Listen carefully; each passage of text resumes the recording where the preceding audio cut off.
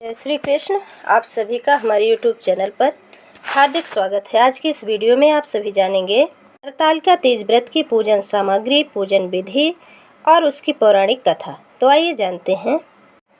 हरतालिका तीज व्रत हिंदू धर्म में मनाए जाने वाला एक प्रमुख त्यौहार है।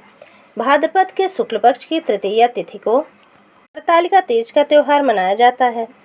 इसके पूजन का शुभ मुहूर्त है 6:02 से लेकर 8:33 तक। इसकी कुल अवधि 2 घंटे 31 मिनट है।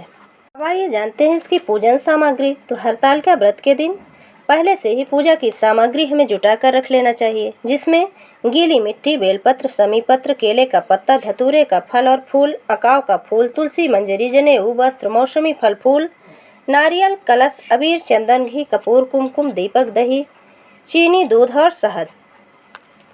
अब आइए जानते हैं पूजन विधि। तो इस दिन सुहागिन महिलाएं नए कपड़े पहनती हैं और 16 श्रृंगार करती हैं।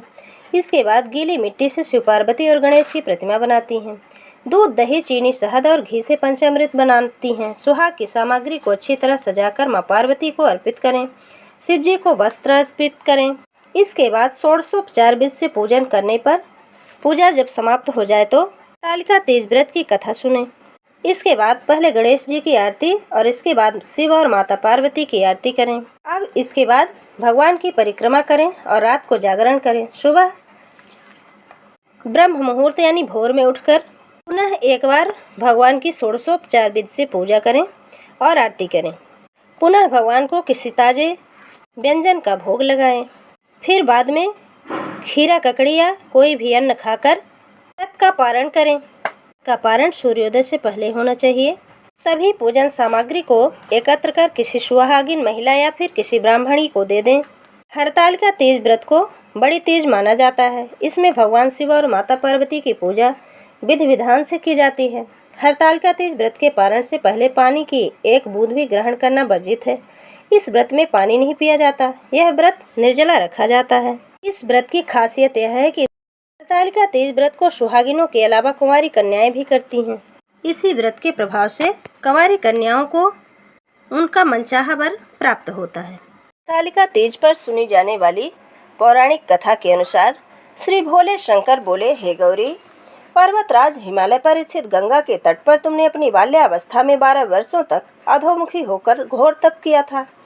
इतनी अवधि तुमने अन्न न खाकर पेड़ों के सूखे पत्ते चबाकर व्यतीत किए। माघ की विकराल शीतलता में तुमने निरंतर जल में प्रवेश करके तप किया। बैसाख की जला देने वाली गर्मी में तुमने पंचाग्नि से शरीर को तपाया। श्रावण की मूसलाधार वर्षा में खुले आसमान के नीचे बिना अन्न जल ग्रहण किए समय व्यतीत किया।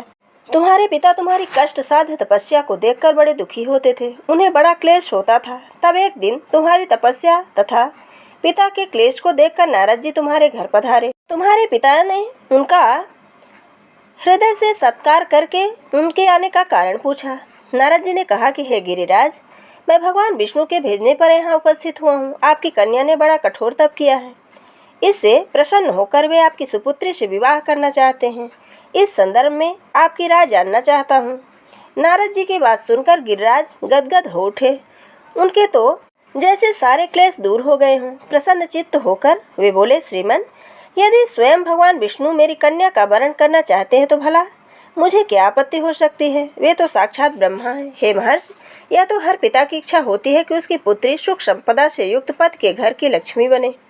पिता की सार्थकता इसी में है कि पति के घर जाकर उसकी पुत्री पिता के घर से अधिक सुखी रहे।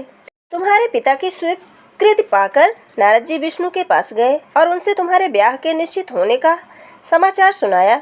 मगर इधर विवाह संबंध की बात जब तुम्हारे कान में पड़ी तो तुम्हारे दुख का ठिकाना ना रहा।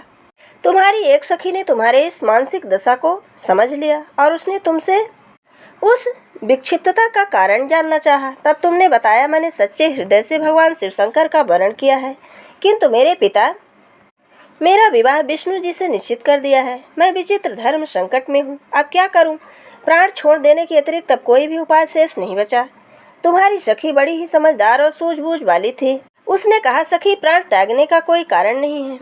संकट के मौके पर धैर्य से काम लेना चाहिए। नारी के जीवन की सार्थकता इसी में है कि पति रूप में हृदय से जिसे एक बार स्वीकार कर लिया, जीवन पर्यंत उसी से निर्वाह करे।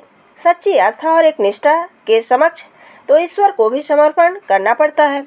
मैं तुम्हें घनघोर जंगल में ले चलती हूँ, जो साधना स्थली भी हो, जहाँ तुम्हारे पिता तुम्हें खोज न पाए, वहाँ तुम साधना में लीन हो जाना। मुझे विश्वास है कि ईश्वर अवश्य ही तुम्हारी सहायता करेंगे। तुमने ऐसा ही किया। तुम्हारे पिता तुम्हारे घर पर न पाकर बड़े दुखी तथा चिंतित हुए। वे सोचने लगे कि तुम जाने कहाँ चली गई। मैं विष्णु जी से उसका विवाह करने का प्रण कर चुका हूँ। यदि भगवान विष्णु बारात लेकर आ गए और कन्या घर पर न हुई तो बड़ा ही अपमान होगा। मैं कहीं मुंह दिखाने लायक नहीं रहूँगा। यही सब सोचकर गिरिराज ने जोर जोर से तुम्हारी खोज शुरू करवा दी। इधर तुम्हारी खोज होती रही, उधर तुम अपनी सखी के साथ नदी के तट पर एक गुफा में मेरी आराधना में लीन थी। भाद्रपद शुक्ल तृतीया को हस्त नक्षत्र था। उस दिन तुमने रेत के शिवलिंग का निर्माण करके व्रत किया।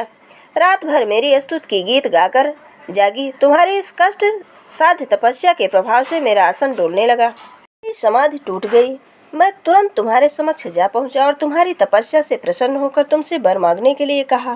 तब अपनी तपस्या के फलस्वरूप मुझे अपने समक्ष पाकर तुमने कहा, मैं हृदय से आपको पति के रूप में वरण कर चुकी हूँ। यदि आप सचमुच मेरी तपस्या से प्रसन्न होकर यहाँ पर पधारे हैं तो मुझे अपनी अर्धांगिनी के रूप में स्वीकार कीजिए। तब मैं तथास्तु कहकर कैलाश पर्वत पर लौट आया। प्रातः होते ही तुमने पूजा की समस्त सामग्री को नदी में प्रवाहित करके अपनी सहेली सहित व्रत का पारण किया। उसी समय अपने मित्र, बंधुआ, दरबारियों सहित गिरिराज तुम्हें खोजते खोजते वहां पहुँचे और तुम्हारी इस कष्ट साध्य तपस्या का कारण तथा उद्देश्य पूछा। उस समय तुम्हारी दशा को देखकर गिरिराज अत्यधिक दुखी हुए और पीड़ा के कारण उनकी आंखों में आंसू उमड़ आए। तुमने उनसे आंसू पोंछते हुए कहा कि पिताजी, मैंने अपने जीवन का अधिकांश समय कठोर तपस्या में बिताया है। मेरी इस तपस्या का उद्देश्य केवल यही था कि मैं महादेव को पति के रूप में पाना चाहती थी। आज मैं अपनी तपस्या की कसौटी पर खरी उतर चुकी हूँ। आप क्योंकि विष्णु जी से मेरा विवाह करने का निर्णय ले चुके थे, इसलिए मैं अपने आराध्य की खोज में घर छोड़कर चली आई। अब मैं आपके साथ इसी शर्त पर घर जाऊंगी कि आप मेरा विवाह विष्णु जी से न करके महादेव जी से करेंगे। गिरिराज मान गए और तुम्हें घर ले गए। कुछ समय के पश्चात शास्त्रों उचित विधि पूर्वक विधि विधान से उन्होंने हम दोनों का विवाह सूत्र में बांध देने का निश्चय किया। हे पार्वती, भाद्रपद की शुक्ल तृतीया को तुमने मेरी आराधना करके जो व्रत किया था, उसी के फलस्वरूप मेरा तुमसे विवाह हो सका। इसका महत्व यह है कि मैं इस व्रत को करने वाली कुमारियों को मनोवांछित फल देता हूँ। इसलिए सौभाग्य की इच्छा करने वाली प्रत्येक युवती को यह व्रत पूरी एक निष्ठा तथा आस्था से करना चाहिए। ये थी हरतालिका तीज व्रत की पौराणिक कथा। अगर हमारा ये वीडियो आपको अच्छा लगे तो लाइक ज़रूर करें और मित्रों के बीच में शेयर करना बिल्कुल ना भूलें। जय श्री कृष्ण। धन्यवाद।